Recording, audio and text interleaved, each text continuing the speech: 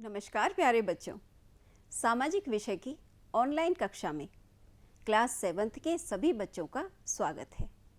प्यारे बच्चों, आज हम आपकी पाठ्य पुस्तक हमारा इतिहास और नागरिक जीवन से इतिहास के पाठ 13 का अध्ययन करेंगे। पाठ का नाम है मराठा राज्य का उदय एवं भारत में यूरोपियों का आगमन। बच्चों, पिछले पाठ में आप जान चुके हो कि मुगल शासक औरंगजेब ने मुगल साम्राज्य का दक्षिण भारत तक विस्तार कर लिया था, लेकिन औरंगजेब की प्रशासनिक अव्यवस्था के कारण केवल उत्तर भारत ही नहीं बल्कि दक्षिण भारत की मुस्लिम रियासतों में भी गहरा असंतोष फैला हुआ था। और इन सब परिस्थितियों में भारत में मराठा राज्य का उदय होना भारत के इतिहास की एक महत्वपूर्ण कड़ी है। और आज के पाठ में हम आज की कक्षा में हम मराठा राज्य के उदय के बारे में चर्चा करेंगे। बच्चों, इस पाठ को अध्ययन में आसानी की दृष्टि से हमने 2 भागों में विभाजित किया है और आज भाग 1 की कक्षा के अंतर्गत हम जानेंगे कि मराठा शक्ति का उदय कब हुआ। साथ ही हम शिवाजी का जीवन परिचय, शिवाजी का संघर्ष और शिवाजी के राज्याभिषेक के बारे में भी चर्चा करेंगे। साथ साथ शिवाजी के शासन प्रबंध, जिसमें कि उन्होंने अष्टप्रधान मंत्री परिषद का भी निर्माण किया था, इसके बारे में भी जानेंगे और शिवाजी के उत्तराधिकारियों के बारे में भी आज हम जानेंगे। और मराठों की प्रसिद्ध छापामार युद्ध प्रणाली और मराठा संगठन के बारे में भी आज की कक्षा में हम चर्चा करेंगे। तो बच्चों, सबसे पहले है मराठा शक्ति का उदय। मराठा शक्ति का उदय किसी एक व्यक्ति अथवा विशेष समूह का कार्य नहीं था, बल्कि इसका आधार महाराष्ट्र के सभी निवासी थे, जिन्होंने जाति, धर्म, साहित्य और निवास स्थान की एकता के आधार पर राष्ट्रीयता की भावना को जन्म दिया। मराठा शक्ति का एक और महत्वपूर्ण कारण था, मराठा शक्ति के उदय का एक और महत्वपूर्ण कारण ये भी था कि महाराष्ट्र के कुछ संत थे, जैसे श्री रामदास, श्री तुकाराम, श्री एकनाथ। इन संतों ने एक भाषा, एक प्रकार के रीति रिवाज और एक जैसी जीवन पद्धति की भावना उत्पन्न करके सोई हुई मराठा जाति को एकता के सूत्र में बांधा। इन संतों की शिक्षाओं ने और संदेशों ने मराठों में एकता और आत्मविश्वास के बीज बोए और मराठों को अपने समाज की रक्षा करने के लिए प्रेरित भी किया। इसके अतिरिक्त राष्ट्रीय भावनाओं का संचार करने के लिए मराठों को शिवाजी के रूप में एक वीर योद्धा और नेता भी मिल गया था। वीर शिवाजी ने ही मराठों को संगठित करके दक्षिण भारत में एक स्वतंत्र राज्य की स्थापना की। तो इस तरह से शिवाजी ही मराठा राज्य के संस्थापक थे। तो बच्चों, अब हम वीर शिवाजी के जीवन परिचय पर चर्चा करेंगे। बच्चों, शिवाजी जो थे ये स्वयं ही मराठा साम्राज्य के पहले शासक थे। शिवाजी का जन्म 1627 ईस्वी को शिवनेर के दुर्ग में हुआ था। शिवाजी के पिता का नाम शाहजी भोसले और माता का नाम जीजाबाई था। शिवाजी के पिता शाहजी भोसले पहले अहमदनगर के निजाम के यहाँ और बाद में बीजापुर के दरबार में नौकरी करते थे। शिवाजी के पालन पोषण और शिक्षा दीक्षा का पूरा उत्तरदायित्व, पूरी जिम्मेदारी उनकी माता जीजाबाई पर थी। और माता जीजाबाई एक धार्मिक महिला थी, जिन्होंने बचपन से ही शिवाजी को महाभारत, रामायण और पुराणों की कथाएं सुनाई थी, जिनका शिवाजी के व्यक्तित्व पर भी प्रभाव पड़ा था। तो बच्चों, आगे हम देखेंगे कि स्वराज्य की स्थापना के लिए शिवाजी ने क्या किया। शिवाजी के पिता शाहजी के पास पूना में एक जागीर थी। शिवाजी के पिता शाहजी ने पूना की जागीर शिवाजी को ही दे रखी थी। शिवाजी वीर और साहसी थे और सोचते थे कि दूसरे राजाओं की सेवा करने की बजाय क्यों ना स्वयं का अपना स्वतंत्र राज्य बना लिया जाए। और इसी उद्देश्य से यानी स्वतंत्र राज्य के उद्देश्य से मात्र 18 वर्ष की आयु से ही शिवाजी ने सेना एकत्रित करना शुरू कर दिया था और धीरे धीरे अपनी शक्ति को संगठित कर लिया था। स्वतंत्र राज्य बनाने के उद्देश्य से शिवाजी ने पूना के आसपास के कई पहाड़ी किलों को भी जीता और उन्होंने कुछ नए दुर्गों का, नए किलों का निर्माण भी कराया, जैसे रायपुर का दुर्ग, जैसे रायगढ़ का दुर्ग। बच्चों, जो ये चित्र आप इसमें देख रहे हो, ये रायगढ़ का किला है जिसका निर्माण शिवाजी ने करवाया था। रायगढ़ को शिवाजी ने अपनी राजधानी भी बनाया था। अब है बच्चों शिवाजी के संघर्ष के बारे में कि शिवाजी ने अपने स्वतंत्र राज्य की स्थापना के लिए क्या संघर्ष किए। तो सबसे पहले है बीजापुर के सुल्तान के साथ संघर्ष। शिवाजी को स्वतंत्र राज्य की स्थापना करने में दक्षिण में बीजापुर और अहमदनगर के सुल्तानों तथा दिल्ली के मुगल बादशाह से संघर्ष करना पड़ा। बीजापुर के सुल्तान ने शिवाजी को मारने के लिए अपने एक सेनापति अफजल खां को एक विशाल सेना के साथ भेजा। अफजल खां ने शिवाजी को मारने के लिए एक षड्यंत्र रचा और चालाकी से शिवाजी को अपने तंबू में बुलाया। क्या आप जानते हो कि उसके बाद क्या हुआ?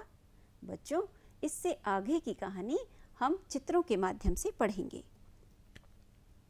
तो बच्चों, आप इस चित्र में देख रहे हो कि अफजल खां अपनी पालकी में बैठकर अपने पहरेदारों के साथ शिवाजी से मिलने के लिए जा रहा है और वो अपने मन ही मन क्या विचार कर रहा है कि शिवाजी ने कहा था सेना मत लाना। तो इस बात पर अफजल खां अपने मन में शिवाजी को डरपोक सोच रहा है। उधर शिवाजी भी अपने पहरेदारों के साथ अफजल खां से मिलने के लिए चल पड़े। अफजल खां ने जब शिवाजी को आते हुए देखा तो अपने मन में विचार किया, आओ तुम्हारा अंतिम समय आ चुका है। ऐसा उसने अपने मन में विचार किया, लेकिन बाहर से उसने क्या बोला, आओ बेटे मुझसे गले मिलो। यानी अपने मन में तो वो शिवाजी को मारने का षड्यंत्र रच रहा है, लेकिन अपने मुंह से वो शिवाजी को गले मिलने के लिए बुलाता है और शिवाजी उनसे गले मिलने के लिए आगे बढ़ते हैं। अफजल खां ने शिवाजी को गले लगाया और धोखे से अपना खंजर निकालकर शिवाजी को मारने के लिए तैयार हो गए। लेकिन शिवाजी बहुत चौकन्ने और साहसी व्यक्ति थे, सूझबूझ उनमें गहराई से समाई हुई थी। तो शिवाजी ने तुरंत ही इस बात को भांप लिया कि अफजल खां मेरी हत्या करना चाहता है। इसलिए शिवाजी ने कहा, अरे यह मुझे मारना चाहता है। और इतना सोचते ही शिवाजी ने फुर्ती दिखाई और अपने बघनक शिवाजी ने फुर्ती दिखाई और आगे क्या किया कि शिवाजी ने अफजल खां से खंजर झपट लिया और अपने हाथ में पहने बघनक से शिवाजी ने अफजल खां के पेट में ही खंजर घोंप दिया। तो देखा बच्चों, किस तरह वीर शिवाजी ने अफजल खां को बड़ी चालाकी और साहस से मार डाला। इस तरह शिवाजी ने बीजापुर के सुल्तान के साथ संघर्ष किया और संघर्ष में वो सफल हुए और स्वतंत्र राज्य की स्थापना करने में भी वो इस तरह सफल हुए। तो ये तो हमने देखा दक्षिण में बीजापुर के सुल्तान के साथ उनका संघर्ष। अब हम देखेंगे कि मुगल बादशाह औरंगजेब के साथ शिवाजी का क्या संघर्ष हुआ। तो बच्चों, शिवाजी की शक्ति बढ़ती जा रही थी और शिवाजी की बढ़ती हुई शक्ति को देखकर औरंगजेब को चिंता हुई। औरंगजेब ने शिवाजी पर नियंत्रण रखने की योजना बनाई। औरंगजेब ने अपने सूबेदार शाहिस्ता खां को शिवाजी के पास भेजा। लेकिन शिवाजी, आप जानते हैं कि शिवाजी बहुत वीर और साहसी थे। उन्होंने शाहिस्ता खां को परास्त कर दिया। अब औरंगजेब ने शिवाजी के पास राजा जयसिंह को भेजा। जयसिंह के समझाने बुझाने पर शिवाजी औरंगजेब से संधि करने के लिए तैयार हो गए और औरंगजेब से मिलने उसके दरबार में गए। औरंगजेब शिवाजी के स्वतंत्र विचारों से असंतुष्ट हो गया। शिवाजी आत्मस्वाभिमानी थे और निडरतापूर्वक बातें करते थे। जब इसी तरह से इसी स्वतंत्र विचारों के साथ उन्होंने औरंगजेब से उसके दरबार में बात की तो औरंगजेब उनसे क्रोधित हो गया और उसने शिवाजी को कैद कर लिया। लेकिन शिवाजी ने अपनी बुद्धिमत्ता से योजना बनाई और वो औरंगजेब के कैद से बाहर निकलने में सफल हो गए। तो ये था उनका औरंगजेब के साथ संघर्ष। अब है सूरत पर आक्रमण सन 1670 ईस्वी। बच्चों, उस समय सूरत एक समृद्ध यानी एक धनवान नगर था और यह सूरत नगर मुगल साम्राज्य के अधीन था। सूरत का बंदरगाह बहुत ही महत्वपूर्ण था। 1670 ईस्वी में शिवाजी ने सूरत पर आक्रमण कर दिया और फिर उन्होंने सूरत से बहुत सारी संपत्ति एकत्रित भी कर ली। आगे देखते हैं कि क्या हुआ। तो बच्चों, आगे है राज्य अभिषेक एवं साम्राज्य। शिवाजी का राज्य अभिषेक रायगढ़ के किले में पंडित गंगाराम भट्ट के द्वारा विधिवत ढंग से संपन्न हुआ था। राज्य अभिषेक के बाद शिवाजी ने छत्रपति की उपाधि धारण की और राज्य अभिषेक के बाद भी शिवाजी ने अपना विजय अभियान जारी रखा। शिवाजी का राज्य उत्तर में रामनगर जो कि सूरत में स्थित था, तो रामनगर से लेकर दक्षिण में कारवार तक समुद्र तट के किनारे किनारे फैला हुआ था, जैसा कि आप बच्चों इस मानचित्र में देख सकते हो। यहाँ उत्तर में रामनगर से लेकर दक्षिण में कारवार तक ये समुद्र तट के किनारे किनारे जो गुलाबी रंग का भाग आपको दिखाई दे रहा है, ये तत्कालीन भारत में शिवाजी का फैला हुआ साम्राज्य था। अब है बच्चों शिवाजी का शासन प्रबंध। अभी आपने जाना कि शिवाजी वीर और योद्धा थे, कुशल सैनिक, योग्य सेनापति, सजग राजनीतिज्ञ तथा लोकप्रिय शासक भी थे। शिवाजी ने अपनी योग्यता के आधार पर मराठों को संगठित किया और दक्षिण भारत की अपनी राजनीतिक सूझबूझ के चलते शिवाजी ने एक पृथक मराठा राज्य की स्थापना भी की। शिवाजी ने अपने राज्य की व्यवस्था को अच्छे प्रकार से चलाने के लिए 8 मंत्री नियुक्त किए। 8 मंत्रियों के इस समूह को अष्टप्रधान कहा जाता था। अष्टप्रधान का प्रत्येक मंत्री राजा के प्रति उत्तरदायी होता था, यानी उन्हें अपने किए गए कार्यों के लिए राजा को उत्तर देना होता था। इस अष्टप्रधान मंत्री परिषद में पेशवा का पद सबसे अधिक महत्वपूर्ण था।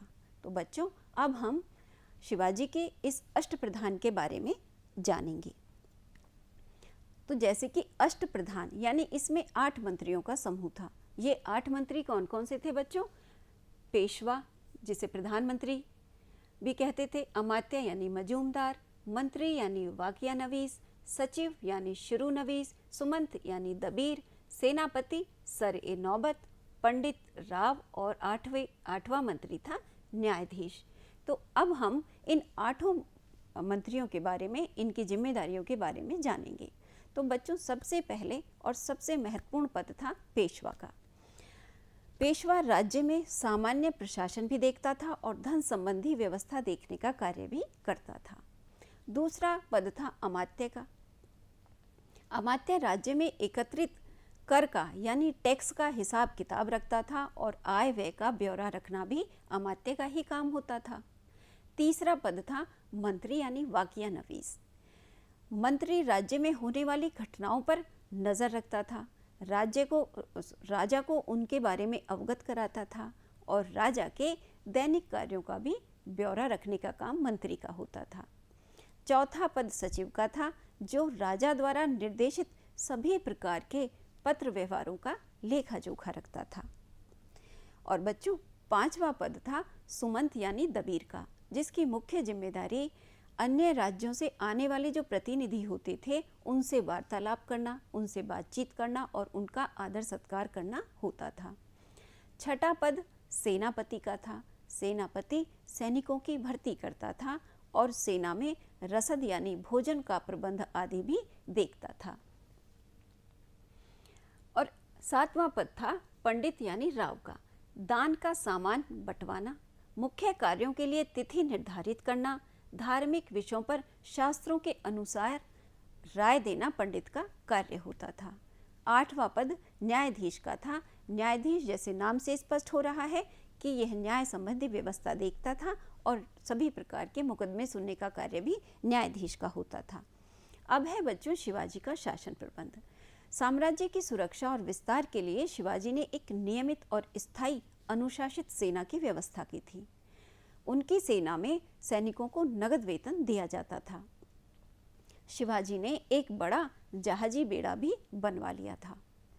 और बच्चों मराठा राज्य की आय का मुख्य स्रोत भूमि पर लगने वाला टैक्स था यानी कर था।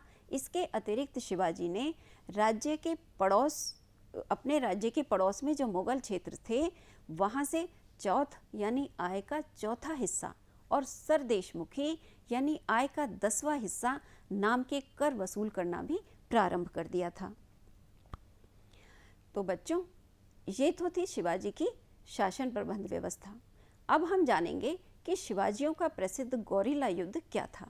बच्चों गौरीला युद्ध में सेना की एक छोटी सी टुकड़ी होती थी जिसमें सैनिकों की संख्या कम होती थी और ये जो गौरीला युद्ध में जो सैनिकों की टुकड़ी थी ये शत्रुओं के आमने सामने युद्ध नहीं करती थी बल्कि पहाड़ियों और जंगलों में छिप जाती थी और जब शत्रु वहाँ से निकलते थे तो उनके पीछे से उन पर हमला बोल देती थी। इस प्रणाली को छापामार युद्ध प्रणाली कहा जाता था और इसी को गौरिला युद्ध प्रणाली भी कहते हैं। शिवाजी ने मुगलों से लड़ने के लिए छापामार युद्ध प्रणाली का ही प्रयोग किया था। औरंगजेब को मराठों ने लगातार गौरिला युद्धों में यानी छापामार युद्धों में व्यस्त रखा था। अब हैं बच्चों शिवाजी के उत्तराधिकारी। 1680 ईस्वी में छत्रपति शिवाजी की मृत्यु हो गई। अष्टप्रधान के बारे में बच्चों हमने जाना था कि अष्टप्रधान मंत्री परिषद में पेशवा का पद सबसे ऊंचा होता था। तो शिवाजी के पौत्र शाहू जी ने बालाजी विश्वनाथ को अपना पेशवा नियुक्त किया। बालाजी विश्वनाथ ने अपनी योग्यता और कुशलता से मराठा शासन को सुदृढ़ बनाया और मोहम्मद शाह रंगीला से दक्षिण इलाकों से चौथ और सरदेशमुखी कर भी वसूलने लगे और उन्होंने उन क्षेत्रों पर भी अधिकार फिर से कर लिया जहां मुगलों ने अधिकार कर लिया था। इस तरह सैनिक और आर्थिक दृष्टि से अपनी शक्ति को मराठों ने बढ़ा लिया था। बच्चों अब हम जानेंगे मराठा संगठन के बारे में कि मराठा संगठन क्या था। तो बच्चों बाजीराव प्रथम जो कि बालाजी विश्वनाथ के पुत्र थे, आप जानते हैं अभी आपने जाना कि बाजीराव विश्वनाथ जो थे ये पेशवा थे, इनके पुत्र थे बाजीराव प्रथम। तो जब बालाजी विश्वनाथ की मृत्यु हो गई तो उनके पुत्र बाजीराव प्रथम पेशवा बने और उसी समय से पेशवा पद की वंशानुगत होने की परंपरा जो है वो प्रारंभ हो गई। बाजीराव प्रथम जो थे ये कुशल सेनापति थे, महत्वाकांक्षी व्यक्ति थे और उच्च कोटि के कूटनीतिज्ञ भी थे। इन्होंने अपनी कूटनीति और अपनी कुशलता के आधार पर मालवा और गुजरात पर आधिपत्य स्थापित कर लिया और मराठा साम्राज्य का विस्तार किया। इसके अलावा मराठा संगठन का निर्माण करना बाजीराव प्रथम की सबसे बड़ी उपलब्धि था। तो क्या आप जानते हैं कि ये मराठा संगठन क्या था? तो बच्चों बाजीराव प्रथम ने मुगल विजित प्रदेशों को मराठा सरदारों में बांट दिया था, यानी जो प्रदेश मुगलों से जीते थे उनको मराठा सरदारों में बांट दिया था। और ये प्रमुख मराठा सरदार कौन थे? ये थे नागपुर के राघोजी भोसले, बड़ौदा के पिल्लीजी गायकवाड़, इंदौर के मल्हर राव होलकर और ग्वालियर के रामजी सिंधिया। ये प्रमुख मराठा सरदार थे। इन्हीं मराठा सरदारों का जो समूह था वो मराठा संगठन कहलाता था। इस मराठा संगठन का मुखिया स्वयं पेशवा होता था और बाजीराव प्रथम ने अपने मराठा सरदारों को यह भी स्वतंत्रता दे रखी थी कि वे अपने अपने क्षेत्रों में अपनी इच्छा अनुसार कर लगा सकें, यानी मराठा सरदारों को अपने अपने क्षेत्रों में अपने अनुसार कर लगाने की स्वतंत्रता बाजीराव प्रथम ने दी हुई थी। लेकिन इन सभी मराठा सरदारों को एक निश्चित रकम पेशवा को यानी बाजीराव प्रथम को भेंट करनी होती थी। इसके अलावा मराठा सरदारों को पेशवा के अधीन रहकर ही कार्य करना होता था, इसके अलावा एक और बात थी कि अगर पेशवा कहीं सैनिक अभियान में जाता था तो इन मराठा सरदारों को भी पेशवा के नेतृत्व में सैनिक अभियान के लिए जाना पड़ता था। तो ये था बच्चों मराठा संगठन। अब ये हमने बाजीराव प्रथम का मराठा संगठन पढ़ा। फिर बाजीराव द्वितीय ने भी मराठा संगठन को और अधिक मजबूत बना लिया था। तो बाजीराव प्रथम की मृत्यु के बाद उनका पुत्र बाजीराव द्वितीय पेशवा बना। बाजीराव द्वितीय जो था इसने मालवा, गुजरात, बुंदेलखंड, बंगाल, उड़ीसा, बीजापुर और औरंगाबाद के कुछ हिस्सों पर भी अधिकार कर लिया। इस प्रकार दक्षिण में मराठों का जो दबदबा था, जो उनका प्रभाव था, वह बढ़ता चला गया और इस दबाव के बढ़ने से राजपूत, जाट, रुहेले अफगान भी मराठों की शक्ति से आतंकित हो गए और बच्चों इस तरह 18वीं सदी में मराठे भारत की एक प्रमुख शक्ति बने रहे। तो बच्चों आज एक बार हम अब संक्षेप में जान लेते हैं कि आज की कक्षा में हमने क्या जाना। हमने जाना शिवाजी के जीवन परिचय के बारे में कि शिवाजी का जन्म 1627 ईस्वी में शिवनेर में हुआ था।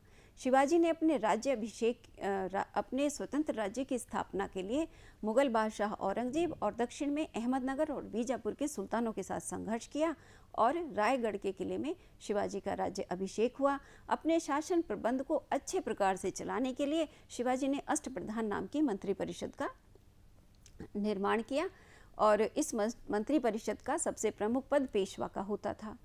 और बच्चों हमने मराठों की छापामार युद्ध प्रणाली के बारे में जाना कि ये सैनिकों की एक छोटी टुकड़ी होती थी और जो कि आमने सामने युद्ध ना करके पहाड़ियों जंगलों में छुप जाती थी और शत्रु जब वहाँ से गुजरते थे तो उनके ऊपर हमला कर देती थी। फिर हमने जाना कि बाजीराव प्रथम ने मराठा सरदारों का एक समूह बनाया था जिसे मराठा संगठन कहा जाता था। बच्चों अब इस पाठ को दोहराने के लिए, जितना भाग आज हमने इसमें पढ़ा है उसको दोहराने के लिए हम कुछ गतिविधि करते हैं। आपके समक्ष कुछ कथन लिखे हुए हैं। आपको इनके सामने गलत जो कथन है उसके सामने गलत का चिन्ह लगाना है, सही कथन के सामने सही का चिन्ह लगाना है। पहला कथन है मराठों ने छापामार युद्ध प्रणाली अपनाई। तो बच्चों सोचिए, अभी हमने बात की थी कि मराठों ने छापामार युद्ध प्रणाली अपनाई जिसे गौरेला युद्ध प्रणाली भी कहते थे। तो ये कथन सही है। अगला कथन है अफजल खां मुगलों का एक प्रमुख सरदार था। सोचिए बच्चों, क्या अफजल खां मुगलों का सरदार था? नहीं, अफजल खां बीजापुर के सुल्तान का सेनापति था, इसलिए यह कथन गलत है। शिवाजी का राज्य अभिषेक रामनगर में हुआ। अभी हमने शिवाजी के राज्याभिषेक के बारे में चर्चा की थी और जाना था कि शिवाजी का राज्य अभिषेक रायगढ़ में हुआ था, इसलिए यह कथन भी गलत है। शिवाजी ने शाइस्ता खां को बगनग से मारा था। बच्चों सोचिए, शिवाजी ने किसको मारा था बगनग से? वो कौन था जिसने शिवाजी को अपने तंबू में बातचीत करने के लिए बुलाया था और धोखे से शिवाजी की हत्या करना चाहता था अपना खंजर निकाल के? आप बिल्कुल सही समझ रहे हैं, वो अफजल खां था। तो शिवाजी ने बगनग से शाइस्ता खां को नहीं बल्कि अफजल खां को मारा था, इसलिए यह कथन भी गलत है। बच्चों अब आपके सामने ये अभ्यास कार्य है। आप अपनी पाठ्य पुस्तक से इस पाठ को फिर से पढ़ेंगे, अच्छी तरह से दोहराएंगे और फिर दिए हुए कार्य को करेंगे। तो सबसे पहला प्रश्न है, शिवाजी का जन्म कब और कहाँ हुआ था? तो बच्चों इस बारे में अभी हमने जाना था कि शिवाजी का जन्म शिवनेर के दुर्ग में 1627 ईस्वी में हुआ था। शिवाजी के माता पिता का नाम बताइए। तो बच्चों आपको याद होगा, शिवाजी के पिता का नाम शाहजी भोसले और शिवाजी की माता का नाम जीजाबाई था। साथ ही अगला प्रश्न है, दक्षिण में मराठा शक्ति के उदय का वर्णन कीजिए। बच्चों हमने जाना था कि दक्षिण में मराठा शक्ति का उदय कैसे हुआ था कि कुछ संतों ने अपने संदेशों के द्वारा मराठा जाति को, मराठा लोगों को संगठित किया और उनमें एकता के बीज बोए और उनको अपने समाज के लिए संघर्ष करने के लिए प्रेरित किया। साथ ही मराठों को प्रेरित करने के लिए उन्हें एक शिवाजी के रूप में वीर और साहसी नेता भी मिल गया था। हमने फिर शिवाजी के शासन प्रबंध के बारे में भी जाना था कि शिवाजी ने अपने शासन प्रबंध को अच्छी तरह चलाने के लिए अष्टप्रधान नाम की मंत्री परिषद बनाई थी, जिसका जो सर्वोच्च पद था वो पेशवा होता था। तो बच्चों, आप अपनी किताब में से पूरे पाठ को अच्छे से पढ़कर इन सारे प्रश्नों के उत्तर अपनी अभ्यास पुस्तिका में लिखेंगे। बच्चों, अब अंत में आपके लिए एक प्रोजेक्ट कार्य भी है। आपको पाठ के आधार पर छत्रपति शिवाजी के जीवन चरित्र पर और उनकी उपलब्धियों पर एक चार्ट बनाना है। आप एक चार्ट लेंगे, उस पर छत्रपति शिवाजी का चित्र लगाएंगे, उनके जीवन से संबंधित घटनाओं को लिखेंगे और उनकी जो उपलब्धियां हैं उनको भी लिखेंगे। तो बच्चों, आशा है आपको आज का ये पाठ अच्छे से समझ आ गया होगा। इस पाठ के भाग 2 की कक्षा में आपसे पुनः मुलाकात होगी। तब तक के लिए धन्यवाद।